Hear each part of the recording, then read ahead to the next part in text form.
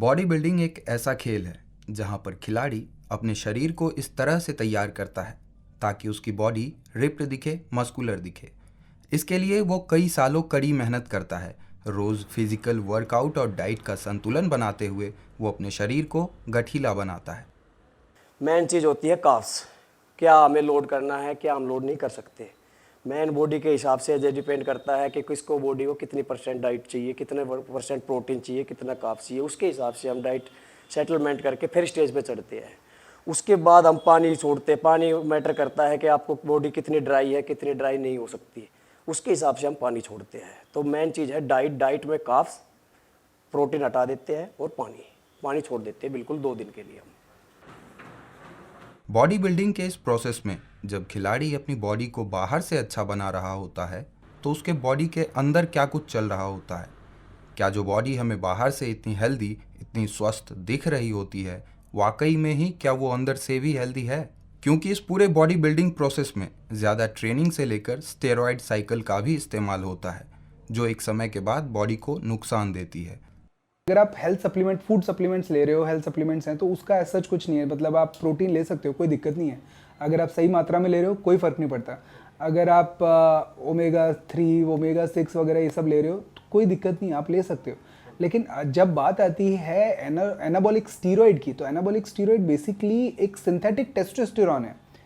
आपकी body already testosterone बना रही है, अलग से आपको ज़रूरत नहीं थी। अब जब ये सिंथेटिक टेस्टोस्टेरॉन बॉडी के अंदर जाता है तो ब्रेन आपका नेचुरल टेस्टोस्टेरॉन जो आपकी बॉडी के अंदर बन रहा है उसको शट डाउन कर देता है।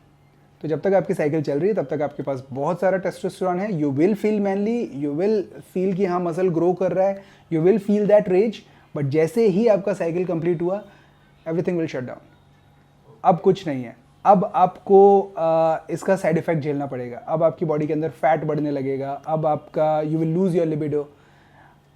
आज के टाइम में जो आप नेचुरल बच्चे चल रहे हैं वो तो मैं कहता हूँ अगर ठीक है, अगर नेचुरल आपको कोई गेम नहीं करना, नेचुरल चल रहे हो तो बहुत बेस्ट है। इन चीज़ों से बचे रहो तो बहुत अच्छा ही रहेगा। पर जो अगर हम गेम खेलने की सोच रहे हो तो अगला बच्चा कोई प्रोटीन वगैरह, क्रिएटिन वगैरह लेके स्टेज पे जा रहे हो और आप बिना क्रिएटिन प्रोटीन के जा रहे हो तो आप उसका कंपटीशन नहीं कर सकते। क्यों? आप 100 में से आप 20% उसके सामने कंपेयर कर पाओगे, आप हार जाओगे। तो मैटर यही है कि नेचुरल अपने फिटनेस के लिए ऊपर फोकस करें और जो अपना ड्रग्स ये प्रोटीन वगैरह ले रहे हैं, क्रिएटिन, BCAA, ये अपना स्टेज मैटर करेंगे क्योंकि ये आगे जाके उनसे 100% आगे चल रहे हैं नेचुरल से। बॉडी बिल्डिंग शरीर पर और भी ज़्यादा बुरा प्रभाव तब डालती है जब आप इस चीज़ को जल्द से जल्द हासिल करना चाहते हो। हाल ही में ब्रिटेन के एक बॉडी बिल्डर रयान क्रॉली की छाती की मांसपेशी 220 किलो के वजन को उठाते हुए फट गई थी। बॉडी बिल्डिंग ऐसा गेम है, इसे प्रॉपर टाइम देना पड़ता है। कम टाइम का तो कोई खेल है ही नहीं है कि हम शॉर्ट में, इसका कोई वो नहीं है। इसमें आपको प्रॉपर टाइम देना ही पड़ेगा। एक कंपटीशन की तैयारी करने के लिए हमें साल 6 महीने मिनिमम लगता ही लगता है। अगर हम ये सोचें कि एक कंपटीशन की तैयारी हम 2 महीने में कर लें तो वो पॉसिबल नहीं है। तो उसके लिए हमें प्रॉपर टाइम देना ही पड़ेगा। कई होते हैं ऐसे लोग जिनको जानकारी नहीं होती है, तो वो जल्दी के चक्कर में फिर वो ओवरडोज लेते हैं। तो उसके चलते कहीं ना कहीं उनके साथ अनहोनी भी होती है।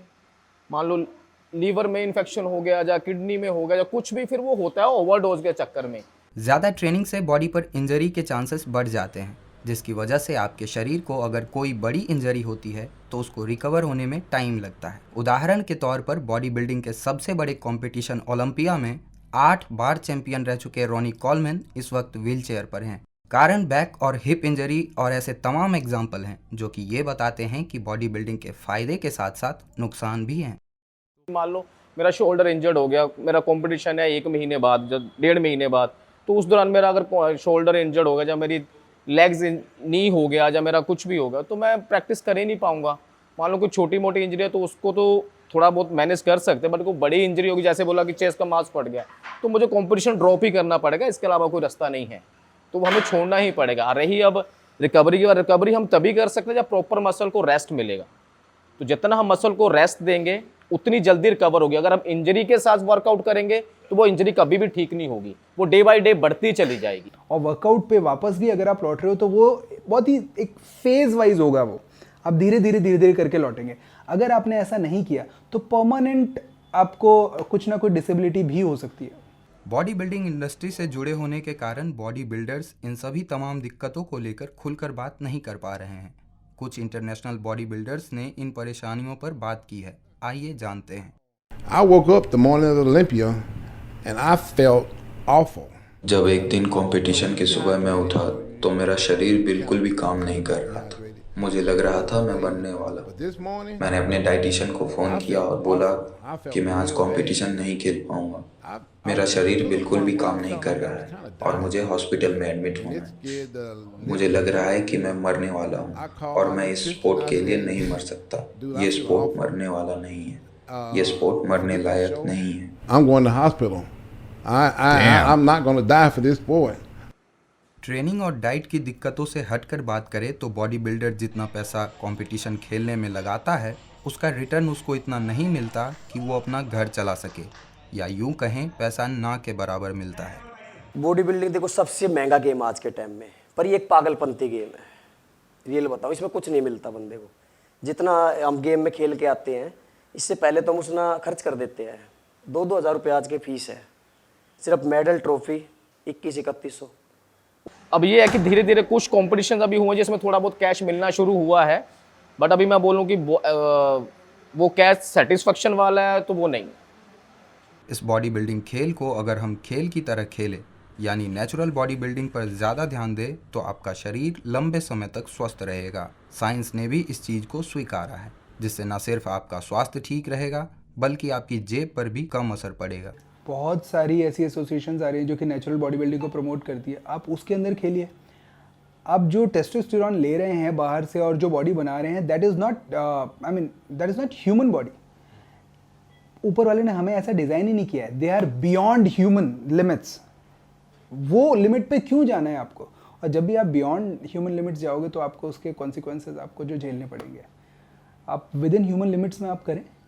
बहुत अच्छी फिजिक होती है जो नेचुरल बॉडी बिल्डर्स होते हैं उनकी भी। हाँ, वो इतने बल्कि नहीं दिखेंगे जितने आपको आपके इंटरनेशनल बॉडी बिल्डर्स और आपको टेस्टोस्टेरोन वाले बॉडी बिल्डर्स देखने को मिलेंगे। ऐसे तो नहीं होते वो, लेकिन हाँ काफ़ी अच्छी फिजिक है, ज़िंदगी भर हेल्दी रहते हैं, कर सकते हैं।